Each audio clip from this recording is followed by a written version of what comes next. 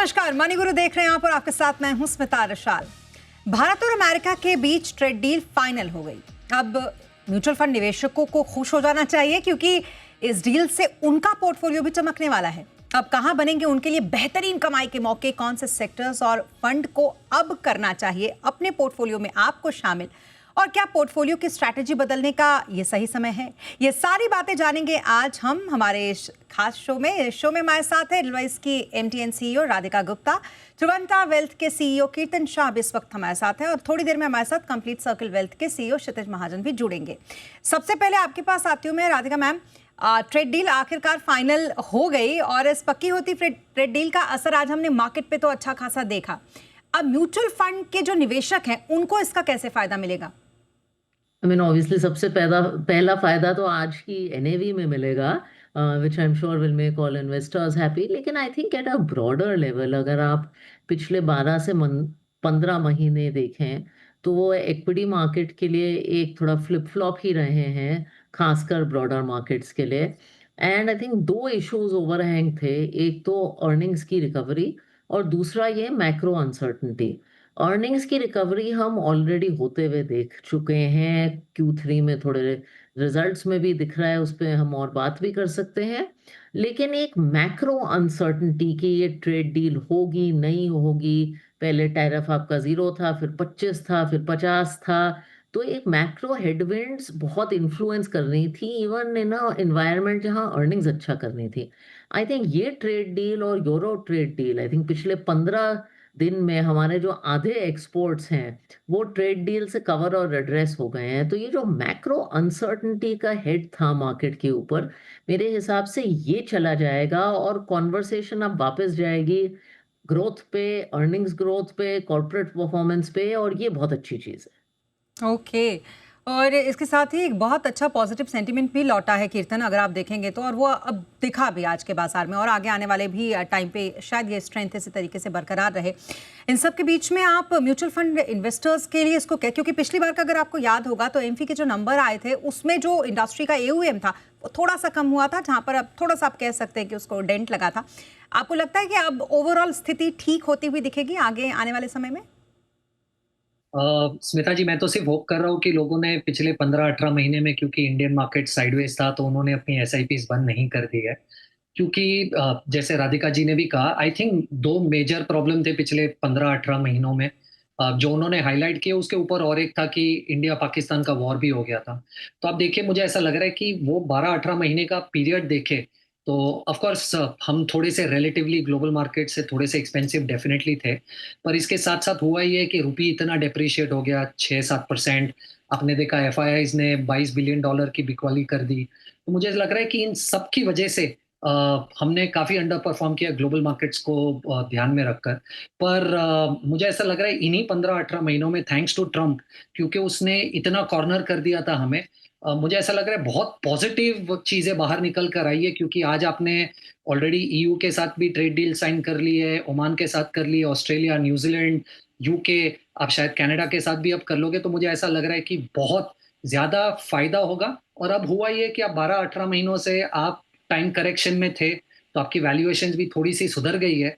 और अब ये अगर सुधरे हुए वैल्यूएशंस में अगर आप थैंक्स टू बजट और ये ट्रेड डील और जो भी दूसरी ट्रेड डील्स हमने की है, एफपीआई का पैसा वापस आने लगे, तो मुझे ऐसा लग रहा है कि रुपी के अप्रिसिएशन में थोड़ा-सा बेनिफिट होगा, और उसकी वजह से ओवरऑल बेनिफिट तो डेफिनिटली होना चाहिए। मुझे ऐसा लग रहा है सबसे बड़ा बेनिफिट तो एक्चुअली सेंटिमेंटल है, क्योंकि ये बहुत ही ओवरहैंग था मार्केट में बहुत काफ़ी समय से। तो आई थिंक उस एंगल से तो डेफिनिटली ये बेहतर है। बिल्कुल। और राधिका मैम, एक चीज़ जो हमने इसमें लगातार देखी, खास करके 2025 का जिस तरीके से मार्केट रहा, काफ़ी वॉलेटाइल, और साथ में फोमो के शिकार काफ़ी ज़्यादा लोग हुए। आपको क्या लगता है कि किस तरीके के निवेशक अब, जब ये स्थिति अब लौट आई है और बहुत अच्छा सेंटिमेंट मार्केट में बन चुका है, इसमें फ़ायदा अब उठा सकते हैं, बना सकते हैं? आई थिंक कि चाहे माहौल कमोडिटी का हो, चाहे माहौल इक्विटी का हो, चाहे संडे की गिरावट का माहौल हो या आज का, आई थिंक दो चीजें बहुत जरूरी हैं निवेशकों के लिए, और ये मैं हमेशा से कहती आई हूँ। एक तो एक एसेट एलोकेशन पे काबू और एक बैलेंस लगाना। मैंने पिछले हफ्ते तक ऐसे निवेशक देखे हैं, क्योंकि हम हर हर तरह के फंड चलाते हैं, जो इक्विटी से सारा पैसा उठा के सिर्फ सिल्वर में डालना चाहते हैं क्योंकि पिछले 1 साल में वो चला है और हमें पता है कि वो किसी के लिए अच्छा नहीं है।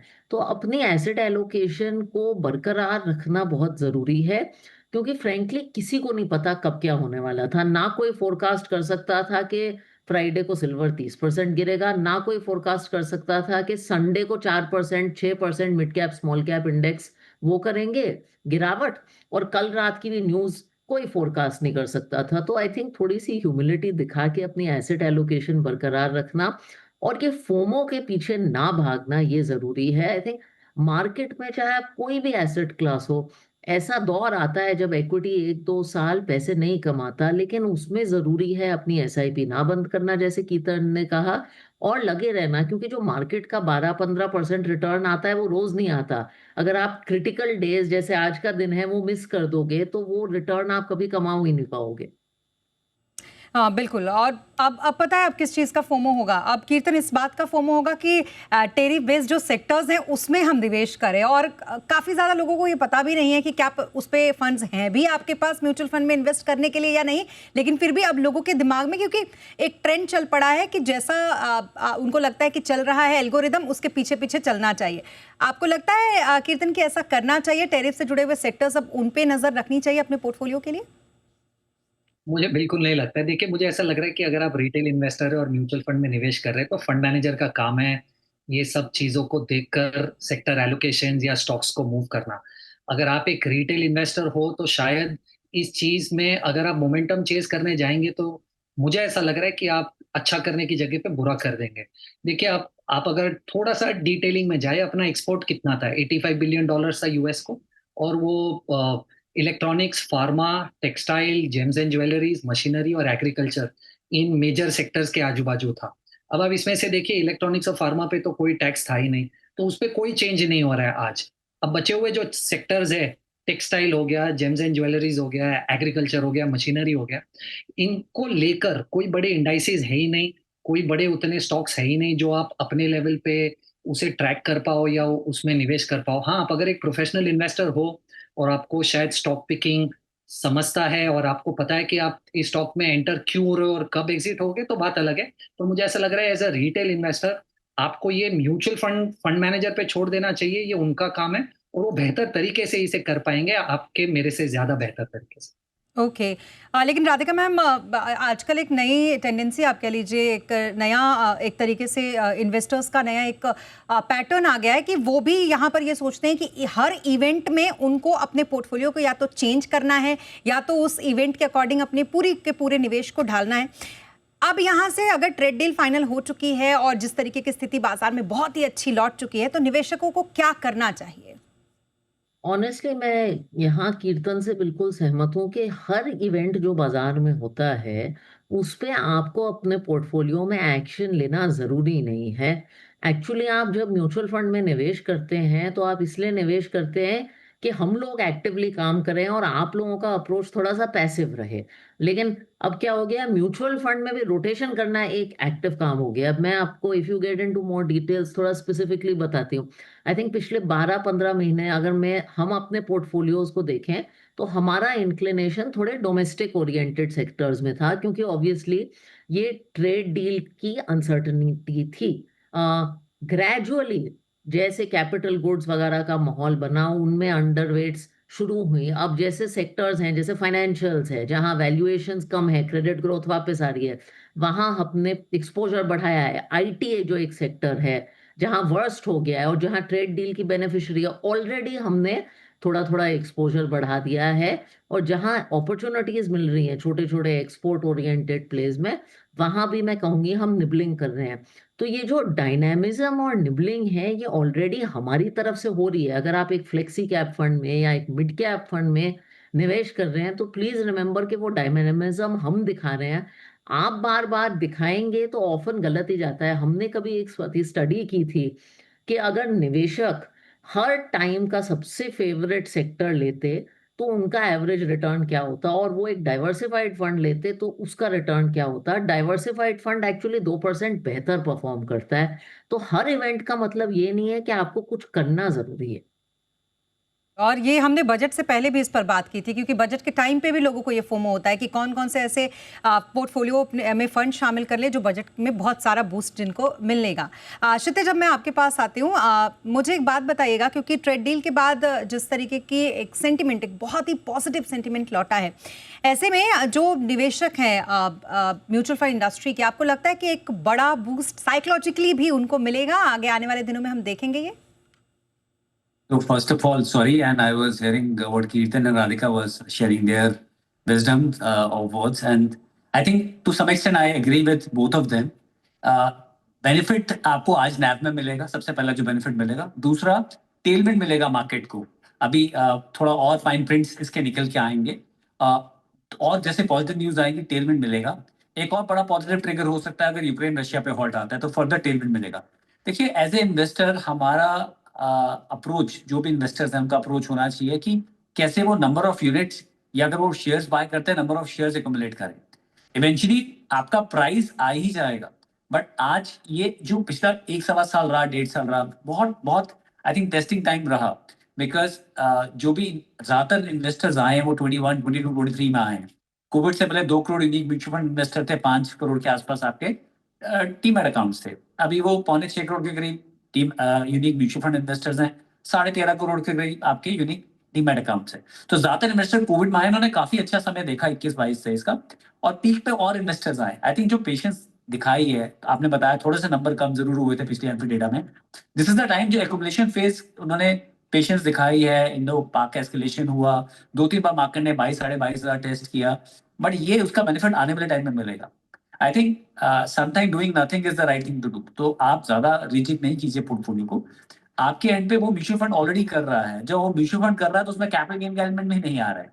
राधिका एडलवाइज रिप्रेजेंट करती है, कोई भी म्यूचुअल फंड का फंड मैनेजर वहां पे कोई शेयर बाय करता है या सेल करता है, तो उसमें कोई कैपिटल गेन नहीं आता, क्योंकि पूल है वो तो इन्वेस्टमेंट का। आप अगर म्यूचुअल फंड सेल बाय करते हैं, इंडिविजुअल शेयर बाय सेल करते हैं, तो उसमें first of all capital gain का एलिमेंट अलग आता है।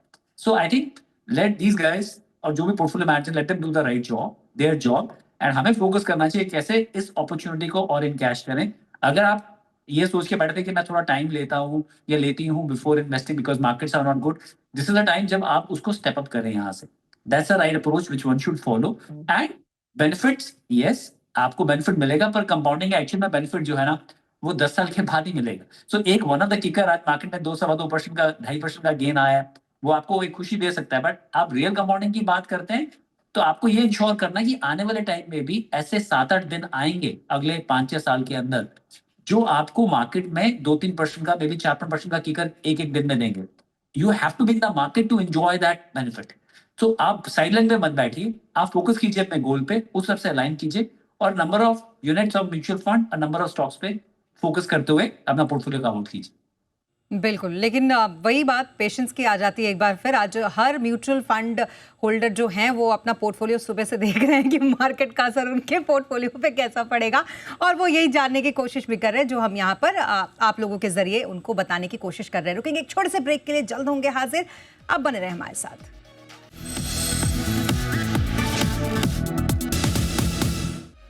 और ब्रेक के बाद एक बार फिर आपका स्वागत है। Bharat US trade deal done, और अब आपकी कमाई कैसे होगी दनादन, इसी पर कर रहे हैं हम बात। हमारे साथ बात करने के लिए तमाम हमारे मेहमान मौजूद है। राधिका मैम, अब मैं एक बार फिर आपके पास आती हूँ। मुझे एक बात बताइए, अब यहाँ से क्या आपकी जो फेमस दाल चावल वाली स्ट्रैटेजी है उसी में शामिल रहना, उसी में बने रहना चाहिए, या फिर उसमें एडिशनली अचार, पापड़, डेजर्ट, ये सब भी सेक्टर स्पेसिफिक फंड्स की तरह ऐड करना चाहिए? आई थिंक मेरी जो बिलीफ है, एंड आई एम ग्लैड ये थोड़ी पॉपुलर होती जा रही है, ये दाल चावल की टर्मिनोलॉजी, आई थिंक ये ऑल सीजन बिलीफ है। आई जेन्युइनली बिलीव के आपका जो पोर्टफोलियो एलोकेशन है उसमें 80% बेस एसेट एलोकेशन से होना चाहिए। अब वो 80% में फॉर इंस्टेंस आपका 50% इक्विटी हो सकता है, 15% गोल्ड सिल्वर हो सकता है, 15% फिक्स्ड इनकम हो सकता है। अगर आप थोड़े से कंजर्वेटिव हैं तो वो 40% इक्विटी हो सकता है, अग्रेसिव हैं तो 60% इक्विटी हो सकता है। उतना ट्वीकिंग आप माहौल को देख के कर सकते हैं, बट एक जो बेस एलोकेशन है, जो कीर्तन या क्षितिज जैसे एडवाइजर्स आपके साथ बैठ करके करवाते हैं, वो नहीं टेम्पर होना चाहिए।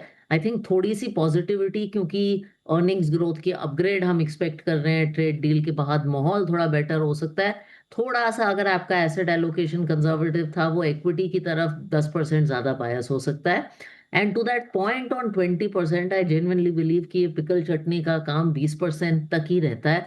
मेरा मानना है वाकई that investors are not at all good at sector timing. I always tell this story not about sectors but about commodities जो इतना फ्लेवर ऑफ द सीजन रहे हैं। हमारा इंडस्ट्री का oldest gold and silver fund है, वो 3 साल पहले जब लॉन्च हुआ था उसके एनएफओ में 15 करोड़ नहीं आए थे, कोई देखना भी नहीं चाहता था। और जनवरी में I think every day we were getting 30-40 crore. And आप आर्ग्यू कर सकते हैं कि टाइमिंग 3 साल पहले की बेटर थी या 1 महीने पहले की बेटर थी। तो ये पिकल एंड चटनी में हमने देखा है, मॉर्निंग स्टार की एनालिसिस भी है कि जो गलतियां ज्यादा होती हैं वो एग्जॉटिक में होती हैं, दाल चावल में कम होती हैं।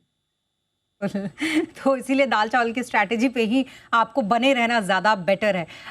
कीर्तन, अब तो 10 तारीख को एमपी के नंबर्स आ जाएंगे जिसमें हमें ये पता चलेगा कि जनवरी में किस तरीके का निवेश हुआ, लेकिन हाँ ज़रूर जब फरवरी के नंबर आएंगे आपको लगता है कि इसका रिफ्लेक्शन जो अब सेंटिमेंट बहुत अच्छा एक बना है और शायद यहाँ से बहुत अच्छा एक सेंटिमेंट जो म्यूचुअल फंड का इन्वेस्टर है वो भी लेकर चलेगा, वो दिखेंगे? आपको ये उम्मीद है?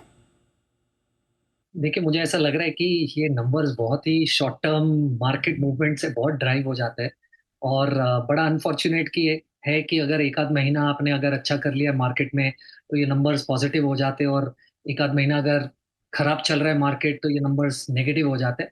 मुझे वेरी ऑनेस्टली नहीं पता है नेक्स्ट ईयर नेक्स्ट मंथ के नंबर्स क्या आएंगे, क्योंकि आज तो फाइनल डिटेल्स अभी तक इशू नहीं हुई है। मुझे नहीं पता मार्केट भी कैसे रिएक्ट करेंगे जब फाइनल नंबर्स आएंगे। पर ये चीज़ तो डेफिनेटली है कि अनफॉर्चुनेटली रिटेल इन्वेस्टर्स थोड़ा सा अपने बिहेवियर पर कंट्रोल नहीं कर पाते। उनकी फंड सिलेक्शन प्रोसेस और मार्केट में बने रहने की प्रोसेस सिर्फ इसी चीज़ पे डिपेंडेंट है कि मार्केट नियर टर्म में क्या करता है। आई थिंक वो एक बिहेवियरल चेंज लाना रिटेल इन्वेस्टर के थॉट प्रोसेस में बहुत ही ज़्यादा ज़रूरी है, क्योंकि पैसा शॉर्ट टर्म में नहीं बनता, पैसा लॉन्ग टर्म में ही बनता है। एंड आप इस इंडस्ट्री में किसी किसी से भी अगर पूछ लेंगे, कितना भी नॉलेजेबल हो, मुझे ऐसा लग रहा है कि उनका ये एक व्यू बड़ा कांस्टेंट होगा कि शॉर्ट टर्म प्रेडिक्ट करना मुश्किल है। शायद लॉन्ग टर्म में आपको एसेट एलोकेशन की वजह से रिटर्न आप इजीली बना पाए। मुझे ऐसा लग रहा है कि बहुत अनफॉर्चुनेट है कि नेक्स्ट मंथ के नंबर डिपेंड करेंगे ये महीना मार्केट कैसा दिखा रहा है, but that's how it is and it's unfortunate. Okay. Radhika ma'am अगर हमारे साथ अभी भी बनी हुई तो मैम आपके पास मैं आती हूँ। मुझे आपसे बस ये जानना है कि अब अगर कोई टेक्निकल एलोकेशन करना चाहता है बहुत शॉर्ट टर्म के लिए अपने पोर्टफोलियो में, तो उसको कहाँ अभी ध्यान देने की ज़रूरत है?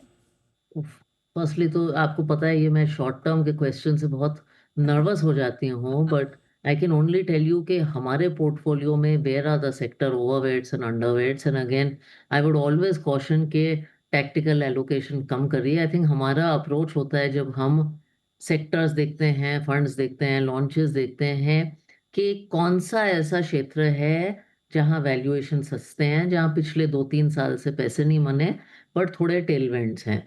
आज हमारा मानना है कि एक सेक्टर ऐसा है, वो है फाइनेंशियल सर्विसेज। अगर आप देखें फाइनेंशियल इकोनॉमी का 30-40 इंडेक्स का 30-40% है, लेकिन खासकर कैपिटल मार्केट स्टॉक्स तो फिर भी ठीक ठाक किए हैं, लेकिन खासकर लेंडर्स, बैंक्स और लेंडर्स ने कुछ बहुत अच्छा परफॉर्म नहीं किया है। वहाँ वैल्यूएशंस ठीक हैं और हमें credit growth even before the trade deal वापस आती हुई दिख रही थी। And obviously trade deal sentiments को लिफ्ट करेगा। So fact we are in the middle of a financials in a for launch. तो फाइनेंशियल्स एक ऐसा सेगमेंट है। ऐसे ही हमने पिछले साल कहा था कि कंजम्पशन स्टॉक्स ने बहुत सालों तक परफॉर्म नहीं किया, तो हमने कंजम्पशन में कुछ लॉन्च किया था। उससे पिछले साल टेक्नोलॉजी में लॉन्च किया था। तो हमारा तो ये अप्रोच है कि जिस चीज ने कुछ टाइम तक परफॉर्म नहीं किया है, जो टॉप ऑफ साइकिल नहीं है और जहां आपको थोड़े से टेलमेंट्स दिख रहे हैं, वहां आप देख सकते हैं, अगर आपको टैक्टिकल ही होना है। ओके। एंड स्ट्रैटेजिकली अगर आपको निवेश करना हो क्षितिज थोड़ा लॉन्ग टर्म के लिए, तो फिर यहाँ से क्या स्ट्रैटेजी उसको रखनी चाहिए? स्मिता, सबसे पहले इररिस्पेक्टिव ऑफ मार्केट क्या कर रही है, हमें एसेट एलोकेशन में हमेशा ध्यान देना चाहिए। The biggest catch here is that we should always look at asset allocation part. कितना फिक्स इनकम है, कितना इक्विटी है, कितना गोल्ड है। आप इररिस्पेक्टिव ऑफ कोई भी एसेट क्लास कितना भी अच्छा करे, always stick to the asset allocation. 2-5% समझ आता है मुझे, बट ऐसा नहीं सोचता आपने 7% सोचा गोल्ड का और आपने वो 15% कर दिया बिकॉज गोल्ड और सिल्वर अच्छा कर रहा है। आई थिंक इक्विटी पोर्शन में आज की रेट में सेम अप्रोच रखिए आप। Depending on your risk appetite and age category आप कितना ले सकते हैं। एक good mix of index fund, ETFs, साथ में फ्लेक्सी कैप, मल्टी कैप या फोकस, या depending on risk appetite small and mid cap. Mid cap seems like valuations काफी बॉटम आउट हैं. स्मॉल कैप में अभी भी there is a valuation gap vis large cap, कोई 28-30% का वैल्यूएशन गैप है. पर हैविंग सेड दैट, आप लॉन्ग टर्म के लिए करना चाहते हो तो लॉन्ग टर्म गोल अलाइन करके एक पोर्टफोलियो का आउट कीजिए. मुझे कहीं लग रहा है कि दैट अभी तक रेट जो है, जो हमने रेपो रेट कट हुआ है, वो ट्रांसमिशन नहीं हुआ है. आपका 10 ईयर G-Sec कोई 660-670 के बीच में ही है इस समय. हाँ. वहां पे भी एक अच्छी अपॉर्चुनिटी फिक्स इनकम है. अगर आप मेरे से पूछते हैं तो फिक्स इनकम में आप उस अपॉर्चुनिटी को भी गेन कर सकते हैं, एंड कुछ Okay. Allocation long term debt में भी आप कर सकते हैं. बिल्कुल, तो ये कुछ स्ट्रैटेजीज जिसको आप फॉलो कर सकते हैं. और थैंक यू सो मच हमारे साथ इस शो पर जुड़ने के लिए. Radhika ma'am thank you so much, Kirtan thank you so much, and Kshitij late आए आप, लेकिन फिर भी थैंक यू सो मच हमारे साथ इस शो पर जुड़ने के लिए. और इसी के साथ मणिगुरु में आज के लिए बस इतना ही. आप बने रहें इसी बिजनेस के साथ. नमस्कार.